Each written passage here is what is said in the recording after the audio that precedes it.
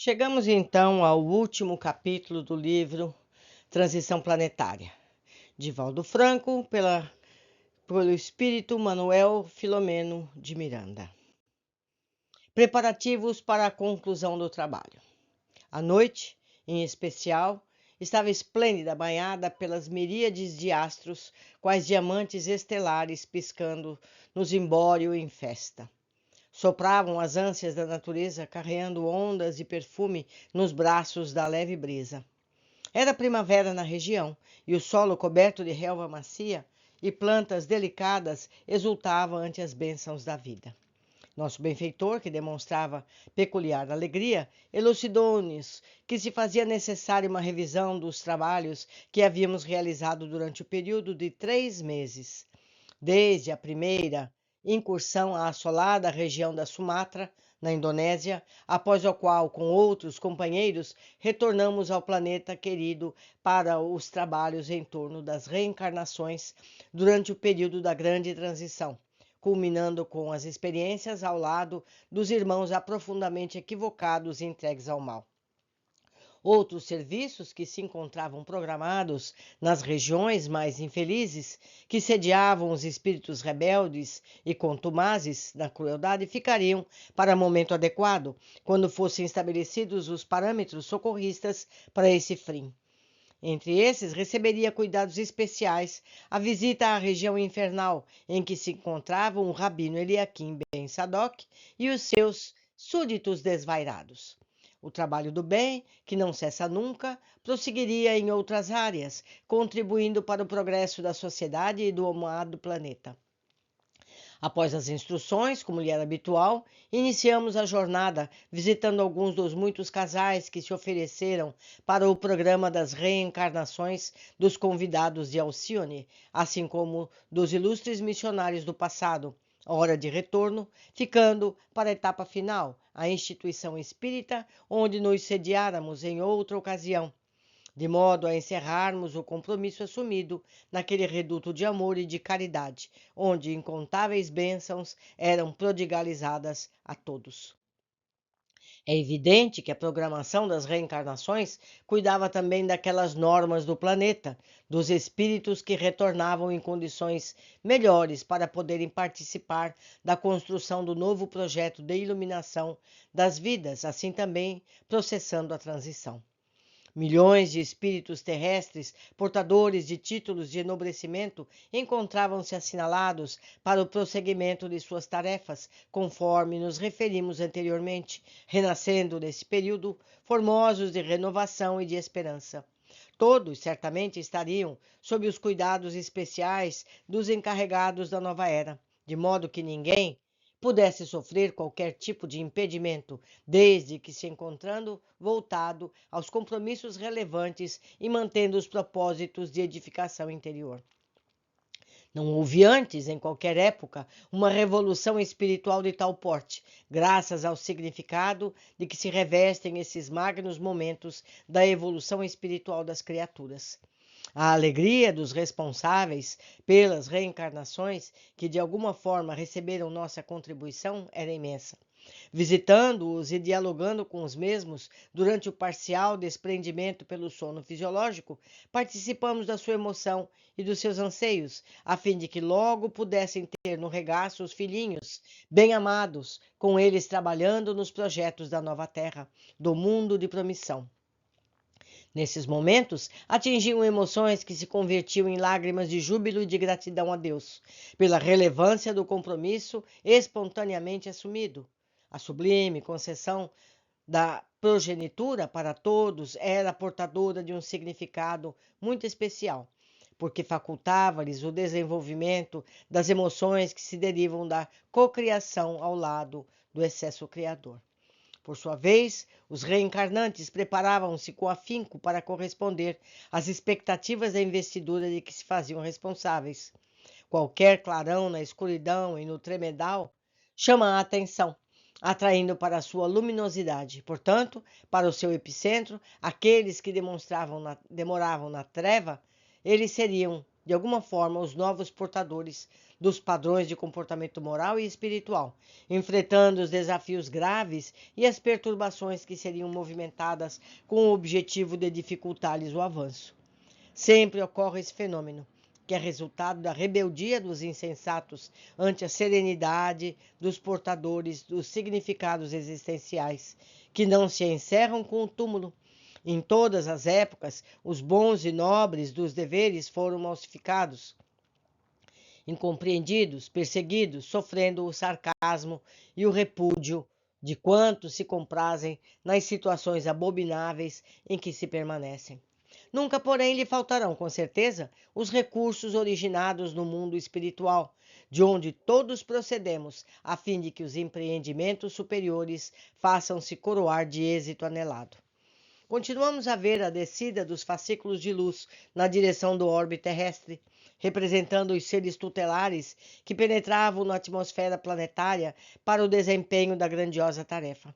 Por outro lado, tomávamos conhecimento das ondas volumosas de horror, de sofrimento, que esmagavam comunidades inteiras, asfixiando os ideais de muitos e fazendo derruir todas as construções que não estivessem com seus alicerces fincados na rocha, conforme a expressão vigorosa de Jesus.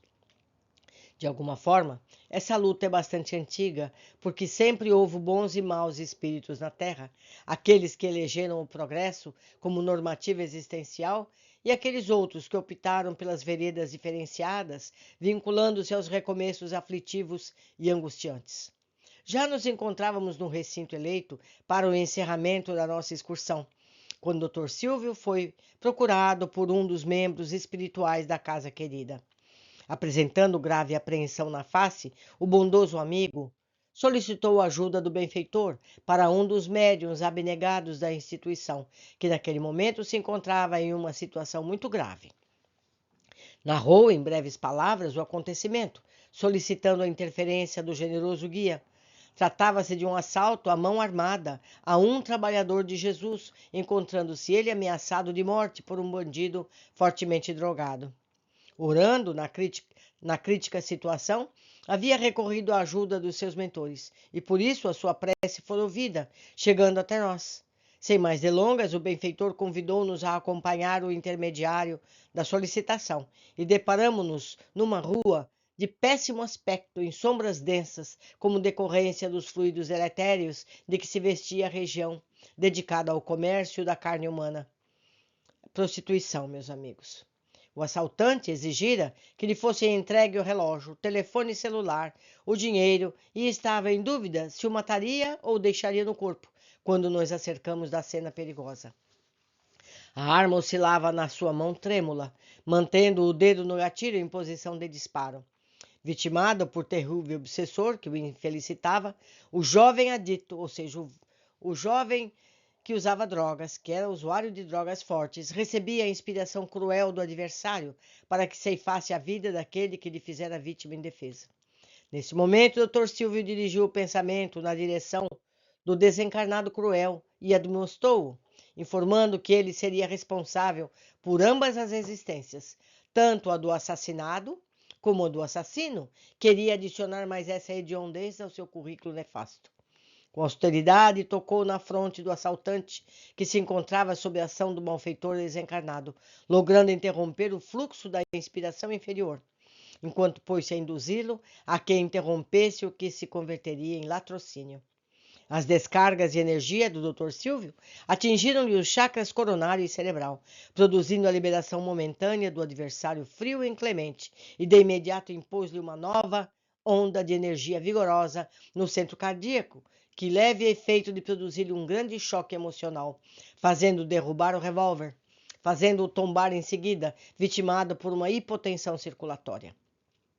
Evandro, médium aturdido, percebeu a interferência do abnegado benfeitor.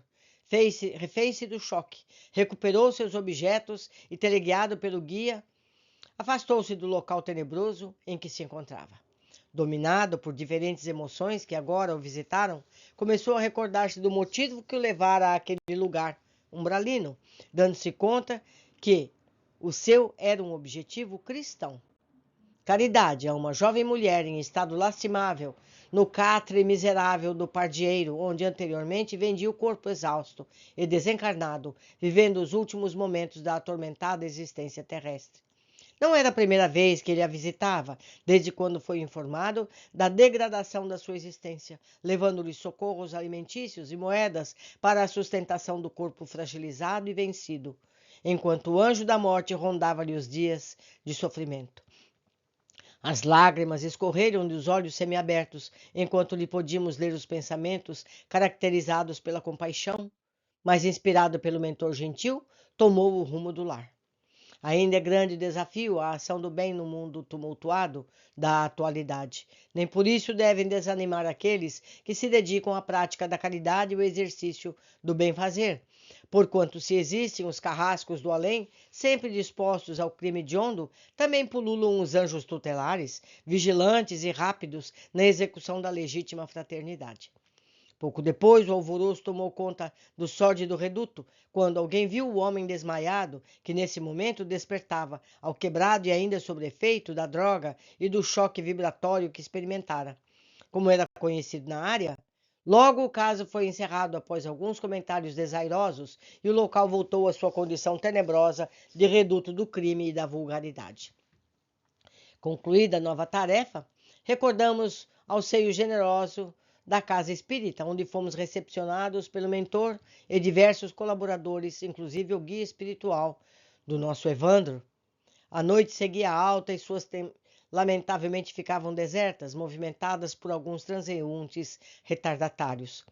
O santuário que nos acolhia estava envolto em peregrina luz safirina que o inundava em todos os recantos.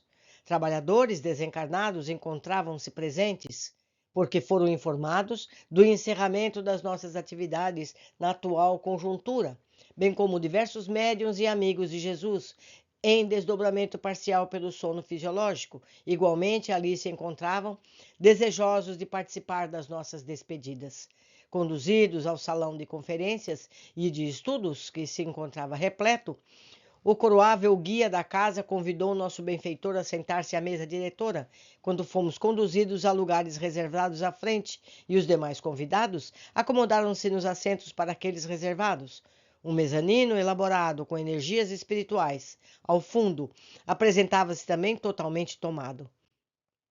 No silêncio natural que se fez, ouviu-se uma doce melodia que nos parecia chegar de desconhecida região espiritual, enriquecida por vozes infantis, exaltando a vida e o amor, enquanto flocos delicados e substância luminosa caíam em abundância sobre todos, recolhidos em silenciosa oração. Quando os últimos sons desapareceram, suavemente, a mentora Joaquina ergueu-se e orou comovidamente, rogando as bênçãos de Jesus para a reunião, suplicando-lhe a presença sublime, de modo a revitalizar-nos, carentes que somos de auxílio e de sabedoria. Os médiuns presentes, que se encontravam próximos de nós, concentrados, passaram a exteriorizar energia semelhante ao ectoplasma, que se direcionava para um tubo transparente colocado sobre um estrado, onde se encontrava a mesa diretora.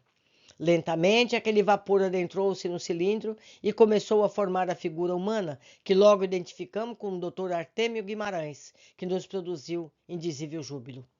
Quando terminou a materialização, ele saiu do local em que se condensou e, acercando-se da tribuna, exteriorizado a luminosidade do seu estado de elevação moral, falou com bela entonação vocal. Queridos irmãos, abençoe-nos Jesus, o sublime guia da humanidade. Há pouco tempo, nossos projetos eram possibilidades em delineamento, que hoje se converteram em realidade graças ao devotamento dos servidores sinceros do bem.